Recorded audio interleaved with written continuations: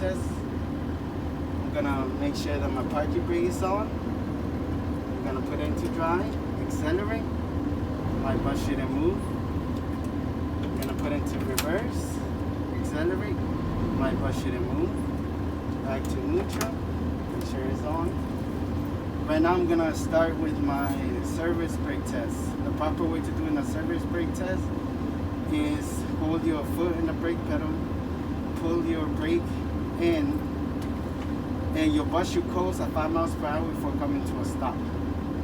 Because my rear wheels are chalk, my bus is not gonna move. So I'm gonna hold my foot in the brake pedal, hold down the parking brake, put it in drive. My bus is not moving. Put it in reverse. My bus shouldn't move. Put it back to neutral. Put back my parking brake. Now I'm gonna start with my air brake test. The proper way to do the air brake test is to I'm gonna ask you if you can time me, and I'm gonna let you know that my rear wheels are chalk.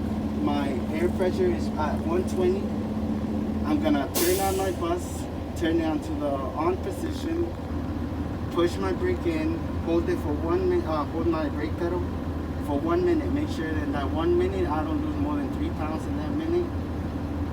Once the 1 minute's over, I'm gonna start fanning my brake. I'm gonna fan my brakes until it falls to 60 psi, below 60 psi, and the warning light, warning buzzer pops, turn go on.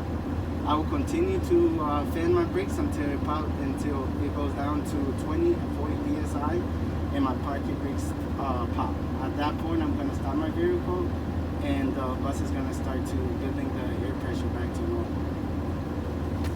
So I'm gonna ask if somebody can time me.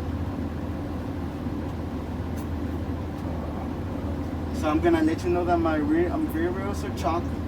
My air pressure is at 120 psi. I'm gonna turn my bus off. Oh, you got them, cause I can't figure out this thing. I'm gonna turn into the on position. I'm gonna push my brake in, hold my brake for 1 minute.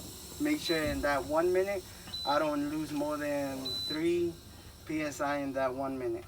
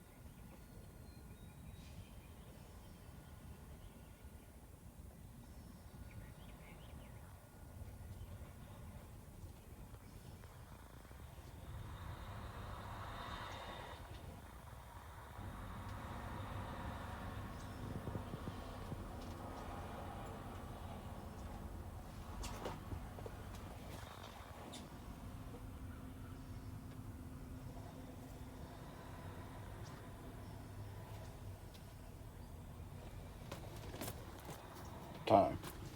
I'm gonna start to brake my brake.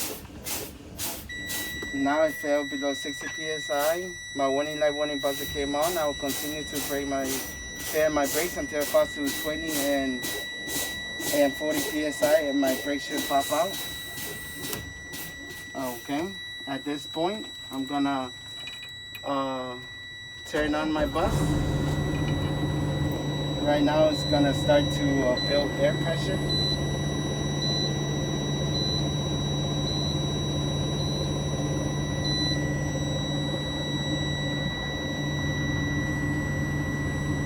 Also, I wanted to let you know that I forgot to mention my battery compartment. My battery compartment is I'm gonna inspect my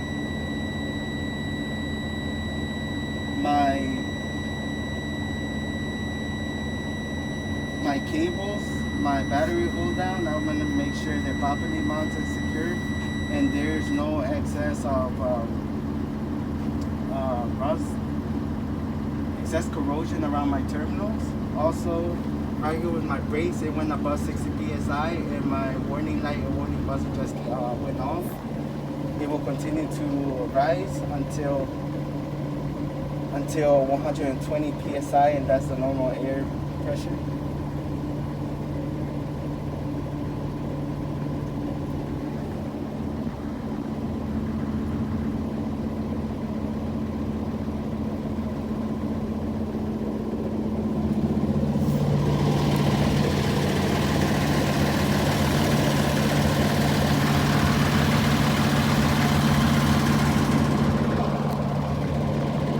That's the proper procedure for doing an air brake exam. To do an air brake exam, for the most part, you want to explain to the instructor pretty much everything that you're doing. You explain to him that the rear wheels are chalk, the air pressure gauge is reading 120 psi. You're going to turn the vehicle off, turn the key to the on position, push the parking brake in, and hold the service brake down. You want to hold it down for 1 minute. You want to make sure that you time yourself or get the instructor to time you to make sure you don't lose no more than 3 pounds of pressure in 1 minute. Once the minute is up, you fan the brake. As you fan the brake, the air pressure drops down. When it drops down to 60 psi, you should get a warning light and a warning buzzer. Continue to fan the brake until the parking brake pop out between 20 and 40 psi. At that point, that indicates that your air brakes are working. Now you start the vehicle back up, allow your air pressure to build back up. When it builds up above 60 psi, the warning light and warning buzzer should go off. Continue to build the air pressure back up to the normal operating range between 100 and 120 psi. At that point, you explain to the instructor that that concludes the air brake portion of the CDL exam. Okay?